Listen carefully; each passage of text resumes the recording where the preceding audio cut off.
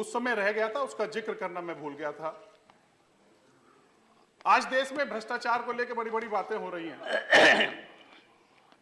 और सबसे बड़ी आश्चर्य की बात यह है कि इस देश में घोटाला भ्रष्टाचार की चर्चा वो कर रहे हैं जिनकी सरकार में सबसे ज्यादा घोटाले हुए सीएजी की रिपोर्ट है। मैं ये नहीं कह रहा हूं। और उसके साथ अरे करेंगे, हम करेंगे, कर देंगे, हाँ कर देंगे। अरे बैठिए। और चेयरमैन साहब, दुर्भाग्य यह है कि भ्रष्टाचार पे आज वो चर्चा वो लोग कर रहे हैं जो खुद, जिनका पूरा परिवार जमानत पर है। जमानत अब जेल चले जाएंगे, पता नहीं नेशनल हेराल्ड केस जेल में चले जाएंगे। उस पे कौन जमानत पर, मैं नाम नहीं लेना चाहूंगा, लेकिन वो लोग इस बात की चर्चा आज भ्रष्टाचार कर रहे हैं जिनकी सरकार में सबसे ज्यादा घोटाले हुए। आप तो रोज समझौते करते हैं। आज रोज आपकी नीतियां बदलती हैं। आप रोज नए समझौते करते हैं। आज आपने उसके साथ समझौता किया जो आज इस देश में संविधान, जिसने 370 और 35A का विरोध किया, जो पार्टी कश्मीर की है, उसके साथ भी, जिसको देश तोड़ने की और जो पाकिस्तान का समर्थन करते हैं, उसके साथ आपने भारत जोड़ो युद्ध, देश तोड़ने वालों के साथ आपने भारत के साथ रहे। आप हमें समझाइए, देश को तोड़ने वालों के साथ आपने भारत यात्रा की, कश्मीर में उन लोगों के साथ यात्रा करने का काम किया। Honorable members, please.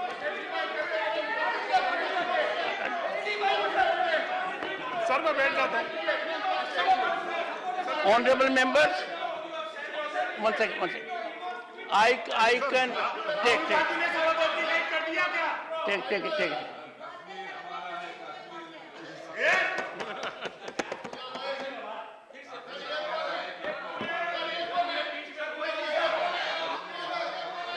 बैठिए. One second. Honorable members, sir, have my assurance. Chairman, I am taking note of everything. If there will be expediency and requirement of a document to be authenticated, yes, and I find that such a document is already authoritatively in public domain, yes. I may skip that, rest I'll call upon. Yes.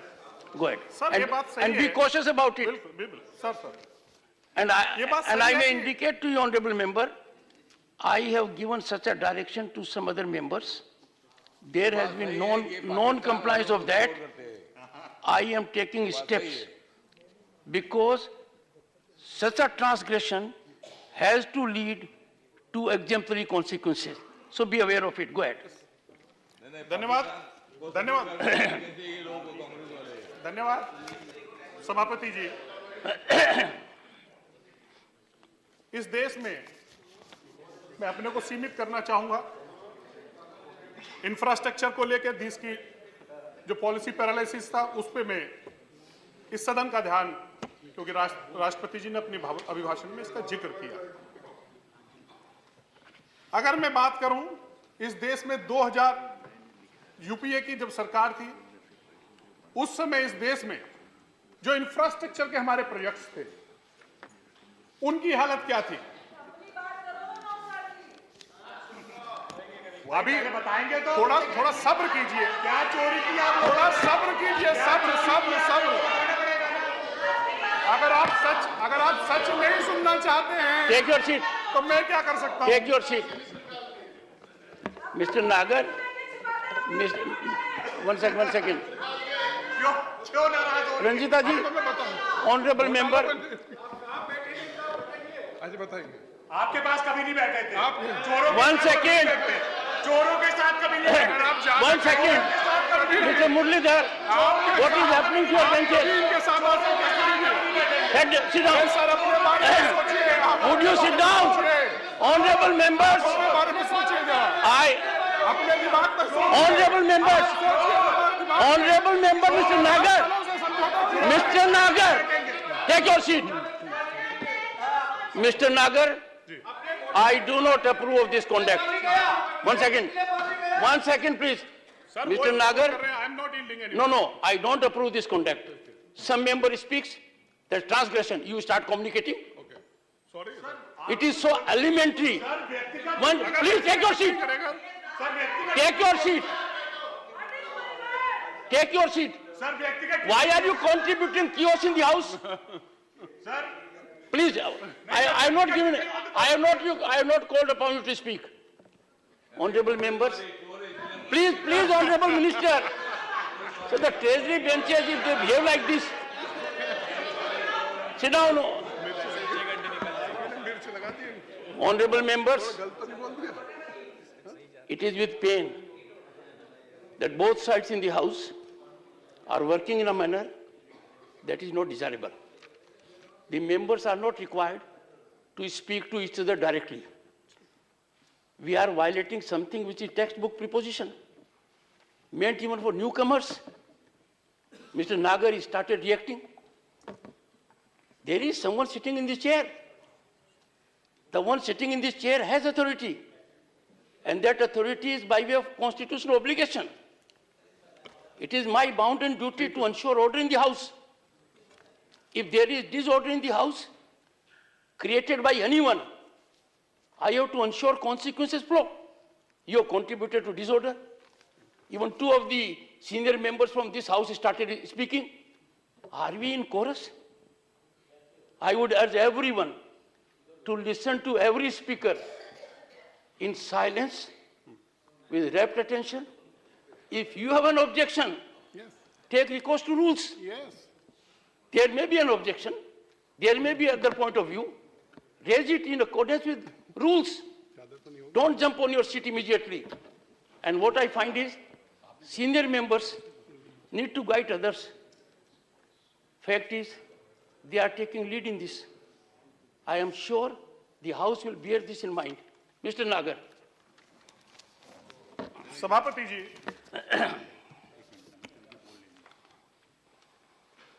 मैं इस देश के सबसे बड़े राज्य उत्तर प्रदेश से आता हूं और उत्तर प्रदेश के भी उस हिस्से से आता हूं पश्चिमी उत्तर प्रदेश से। जब राष्ट्रपति जी के अभिभाषण को हमारे विपक्षी दलों ने बीजेपी का घोषणा पत्र कहा। मैं कुछ चीजें पश्चिमी उत्तर प्रदेश में, क्योंकि आपको भी उसकी जानकारी है, फर्क घोषणा और संकल्प पत्र में क्या है, मैं उसकी चर्चा करना चाहता हूं। क्योंकि मोदी सरकार संकल्प लेती है और उसे पूरा करती है, और जो यूपीए सरकार थी वो घोषणा करती थी, उसे पूरा नहीं करती। इसका मैं उदाहरण कुछ उदाहरण देना चाहता हूं, और इसका उदाहरण इसलिए देना चाहता हूं, मैं वेस्ट यूपी से आता हूं, नोएडा से हूं मैं, मेरठ उससे जुड़ा हुआ है। दिल्ली मेरठ एक्सप्रेसवे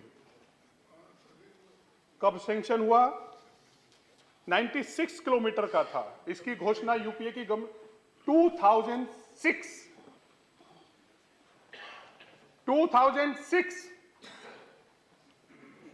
और ये कंप्लीट किसने किया?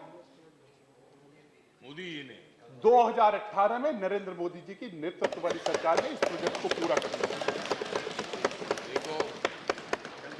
और इसका लाभ किसी विशेष, ऐसा नहीं है कि कुछ विशेष लोगों का लाभ हुआ हो। जिस एनसीआर का कॉन्सेप्ट हम लोगों ने, राष्ट्रीय राजधानी क्षेत्र का कॉन्सेप्ट हम लेकर आए, उसी से जुड़ा हुआ यह प्रोजेक्ट था। और आज जिस मेरठ को जाने में 2.5 घंटे का समय लगता था, आज 45 मिनट से दिल्ली में आप मेरठ पहुंच जाते हैं। यह काम किया है, यह हालत थी, यह सुधार हुआ है नरेंद्र मोदी जी की सरकार में। दिल्ली में प्रदूषण की चर्चा, दिल्ली में हमेशा पॉल्यूशन की चर्चा होती है। एक समय आता है पॉल्यूशन की चर्चा होती है, उससे सब लोग प्रभावित होते हैं। उसके लिए कई बार योजनाएं बनी कि किस तरीके से जो हमारा व्हीकल्स हैं उनके पॉल्यूशन को किस तरीके से कम किया जा सकता है। उसके लिए योजना बनाई कि जो ट्रक्स हैं, जो हैवी ट्रैफिक है, हैवी व्हीकल्स हैं, उनको दिल्ली में उनकी एंट्री नहीं होनी चाहिए। और उनके लिए एक ऐसा रोड बनना चाहिए कि जो दिल्ली में एंटर भी ना हो और दिल्ली के बाहर से निकल जाएं, जिससे दिल्ली की जनता को इस प्रदूषण से मुक्ति मिल सके उनके लिए। ईस्टर्न पेरिफेरल, जिस क्षेत्र से मैं आता हूं, गौतम बुद्ध नगर, नोएडा, वहां से भी वो होकर गुजरता है। सभापति जी, क्या है स्थिति है इसकी? ये सैंक्शन कब हुआ? 2006। 2006 में यूपीए की सरकार में ये प्रोजेक्ट सैंक्शन हुआ। अब नहीं हुआ। और इससे बड़ी बात आप देखिए, मैं वो भ्रष्टाचार की बात नहीं कर रहा, लेकिन जो है हुआ है, मैं वो उसकी चर्चा कर रहा हूं। 2006 में इसकी जो बिडिंग है वो एक बार नहीं, कई बार कैंसिल की गई, कई बार कैंसिल की गई। अब पता नहीं इसके पीछे इच्छा क्या थी, या तो दिल्ली की जनता को प्रदूषण से मुक्ति नहीं देना चाहते थे, इच्छा नहीं थी। लेकिन यह काम अगर किसी ने पूरा किया 2018 में, मोदी सरकार ने 2018 में ईस्टर्न पेरिफेरल बना के इस दिल्ली को प्रदूषण से मुक्ति दिलाने के लिए काम किया। अभी मैं नॉर्थ में रह गया अभी तो, अब मैं चला अगर साउथ की बात करूं, हमारे कर्नाटक के साथी भी हैं, शिवाजी आज नहीं है हमारे यहाँ। Honorable member, नहीं, north, south, east, west is through me. Okay, Look at me. Agree sir. और मेरा चेहरा भी ठीक ठाक है। ठीक, नहीं सर, बहुत इंप्रेसिव है सर, उससे प्रेरणा मिलती है हमें। नहीं, शेर भी हमारे क्योंकि आप हैं, शहर- भी हमारे। सर, बेंगलुरु, वो चेन्नई एक्सप्रेसवे, ये साउथ में है। ये सैंक्शन कब हुआ? 2011। काम कब शुरू हुआ? यूपीए सरकार ने 2011 में एक सैंक्शन किया है, और इसको पूरा 2024 करने कौन जा रही है? एनडीए की नरेंद्र मोदी जी की सरकार। और इसका लाभ किसको मिलेगा? इसका लाभ किसी विशेष आदमी को नहीं मिलेगा। जो दूरी है चेन्नई और बेंगलुरु के बीच की, वो 3 घंटे से दूरी घटेगी। ये काम करने का काम नरेंद्र मोदी जी को करना है। रोड से कांग्रेस वाले भी जाएंगे, कांग्रेस वाले भी उसी रोड से जाएंगे। मेरे पास और अटल टनल की हम बात करें, अटल टनल के प्रोजेक्ट किसने बनाया? आप लोगों ने सपना देखा, घोषणा की, लेकिन पूरा किसने किया सर? पूरा किया नरेंद्र मोदी जी की सरकार। यह फर्क है दोनों में, घोषणा और संकल्प में, जिसकी मैं चर्चा करना चाहता हूं। अगर आप चले जाएं भूपेन हजारिका सेतु, अगर आसाम पहुंच जाए आप, किसने सैंक्शन किया? यूपीए ने सैंक्शन किया 2003 सर, 2003। और कंप्लीट किसने किया? नरेंद्र मोदी जी के नेतृत्व वाली सरकार ने 2017 में से पूरा करने का काम किया। ये तक कुछ नहीं हुआ, ये भी बताओ।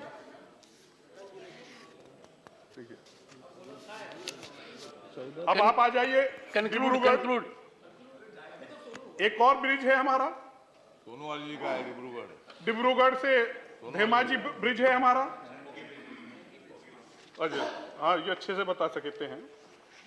कुछ नाम लेने में थोड़ा मुझे प्रोनाउंसिएशन में हो सकता है कमी रहती हो, लेकिन सर स्थिति क्या थी? ये प्रोजेक्ट सैंक्शन कब हुआ? ये प्रोजेक्ट सैंक्शन हुआ 1997, और इसको पूरा किसने करा?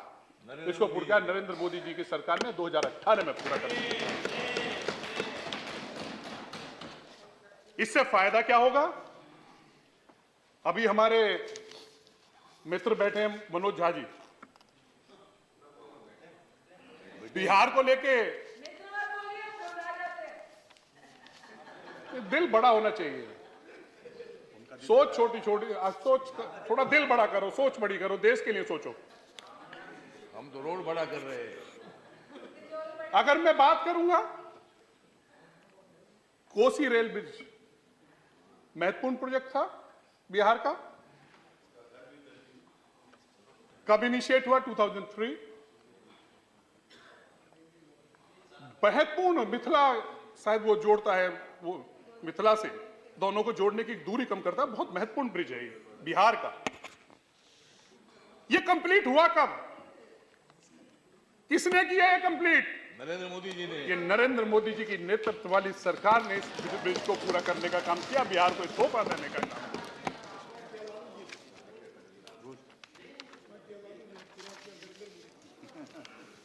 ऐसे अगर मैं रेल प्रोजेक्ट्स बहुत से ऐसे हैं देश में जिनका मैं अगर जिक्र करूंगा, कश्मीर की बात आई, अभी तो भारत जोड़ के आए तोड़ने वालों के साथ, लेकिन कश्मीर जहां झंडा तिरंगा फहराया गया 370 और 35 से हटने के बाद, लेकिन उसके डेवलपमेंट के लिए आपकी क्या सोच है उसका एक मैं उदाहरण देना चाहता हूं। उसके डेवलपमेंट के लिए आपकी सोच है कश्मीर रेल लिंक प्रोजेक्ट। कब सैंक्शन हुआ? 1995। 1995। और ये पूरा किसने किया? नरेंद्र मोदी जी की नेतृत्व वाली सरकार ने इस कंप्लीट को। ये सोच है हमारे कश्मीर के लिए, ये सोच है नरेंद्र मोदी जी की सरकार के लिए। जो विकास, कुछ विकास का पैसा कुछ लोगों की जेब में जाता था, उससे आम आदमी के लिए वहां का इंफ्रास्ट्रक्चर सुधारने का काम, सबसे बड़ी लाइफलाइन देने का काम इस रेल प्रोजेक्ट को बनाकर नरेंद्र मोदी जी की सरकार ने करने का काम किया। इसके अलावा फिर कर्नाटका में चले जाइए आप, बीदर कलाबुरी रेल लाइन है, 110 किलोमीटर की लाइन है।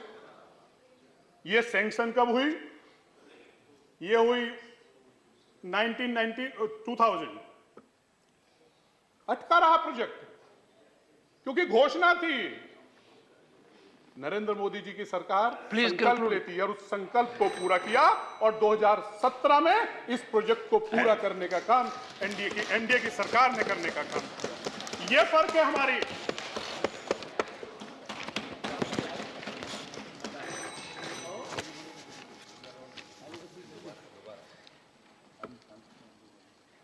सभापति जी, आज नॉर्थ ईस्ट की बहुत बात होती है। नॉर्थ ईस्ट को हमेशा इग्नोर किया गया इस देश में।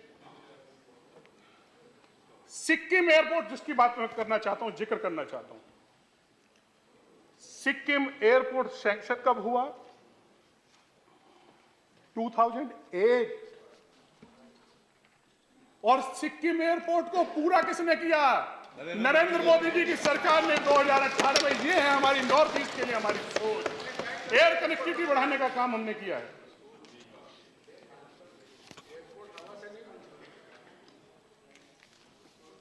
अगला उदाहरण मैं देना चाहूंगा, अगर एयरपोर्ट की आप बात करना चाहते हैं। सभापति जी, मैं उत्तर प्रदेश से आता हूं। कंक्लूड। एक दो विषय रख के मैं अपनी बात करना चाहूंगा। उत्तर लास्ट प्रदेश। 1 मिनट कंक्लूड। अगर आप 1 मिनट कहेंगे तो फिर मैं आखिर में आ जाता हूं। एक विषय रखना चाहता हूं सभापति जी, कुछ योजनाओं का मैं जिक्र करना चाहता हूं, बाकी चीजें नहीं करना। शहरी आवास योजना का मैं जिक्र करना चाहता हूं, प्रधानमंत्री शहरी आवास योजना। मैं उत्तर प्रदेश के बुलंदशहर जनपद के गुलावटी में पैदा हुआ, वहीं मेरा घर है। मैं एक दिन 2019 का लोकसभा का चुनाव था। एक कुछ लोग मुझसे मिलने आए, मेरे पड़ोस के थे, अल्पसंख्यक समुदाय से वो लोग थे, और कह रहे थे कि एक व्यक्ति सड़क पे खड़ा होकर कह रहा है, वो अल्पसंख्यक समाज से था, कि मुझे मोदी जी को वोट दें। मेरी भी उत्सुकता बढ़ी। मैंने पूछा कि भाई ऐसी क्या वजह है। मैंने उस व्यक्ति को बुलाया और उसके आसपास के जो लोग थे उस पर दबाव बना रहे थे कि तुझे मोदी जी को वोट नहीं देना। ये प्रेशर उसके ऊपर बना हुआ। ये कांग्रेस वाले थे, कांग्रेस वाले। मैंने सभापति जी, मैं उससे मिला और मैंने पूछा, तुम ईमानदारी से बता, मुझे, मेरा पड़ोसी भी था वो, कि मैंने ईमानदारी से बता भाई क्यों वोट देना चाहता। मैंने तो ऐसी भाषा में, साधारण शब्दों में उससे पूछा। बोला, सांसद जी, वोट तो इसलिए दूंगा, मैं तो जीवन में कभी नहीं सोचा था मेरा घर भी बन सके, मेरा तो घर मोदी जी ने बनवाया इसलिए वोट दूंगा। अगर मैं आखिर की बात करूं, एक चीज फार्मर्स की इंफ्रास्ट्रक्चर जो हम लोगों ने क्रिएट किया, एफपीओस की अगर बात करूं, मैं जिस जनपद से आता हूं उत्तर प्रदेश के बुलंदशहर का एक जनपद में एक एफपीओ चलता है, 772 महिलाएं उससे जुड़ी हुई हैं। और आज उस जो एफपीओ है हमारा, वो उदाहरण है पूरे देश में। आज वो ऑर्गेनिक वेजिटेबल्स पैदा कर रहे हैं और इसके 1 मिनट का समय और लेकर अपनी बात समाप्त करूंगा। और वो आज स्विट्जरलैंड, जापान, अन्य देशों को फ्रूट वेजिटेबल्स एक्सपोर्ट कर रहे हैं। अंत में मैं सभापति जी, देश के उन लाखों करोड़ों जो लोग हैं जिनके लिए इस देश के प्रधानमंत्री जी ने विभिन्न योजनाओं के माध्यम से लाभान्वित हुए हैं, उनकी कुछ बात मैं एक शेर के माध्यम से कहकर अपनी बात समाप्त करना चाहूंगा। सुनाओ सुनाओ।